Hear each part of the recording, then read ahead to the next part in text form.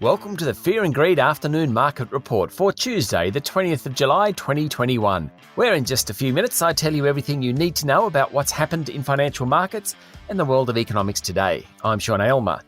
The local share market closed 0.5% lower today to 7,252 points.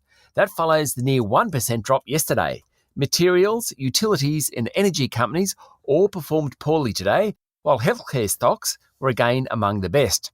The growing wave of COVID cases globally, including in Australia, where there were 94 new community cases across New South Wales, Victoria, South Australia and Queensland recorded today, has shaken investors.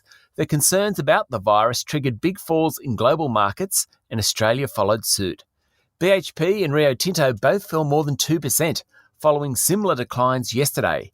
BHP's fall came after it said its iron ore division set a new export record in the last financial year, even though the final quarter was weaker than expected. National Australia Bank, Westpac and Commonwealth Bank were all lower, while the retailers were higher. CSL led the way, up 1.3%. It wasn't quite a carbon copy of yesterday, but it wasn't far from it. Explorer Oil Search is in hot water after rival Santos said a couple of weeks ago it had put forward a merger proposal with the group to create a regional champion. Now, this came just 24 hours after Oil Search's chair, Rick Lee, said it had received no takeover approaches. Late this afternoon, Oil Search said it would be open to an offer from Santos that reflected the value of the group. Santos' share price fell 5% today, while Oil Search's share price was up more than 6%. The council assisting told the Victorian Royal Commission into Crown Resorts that the gaming giant was unfit to hold on to its Melbourne licence and might not be able to return to a point where it would be suitable.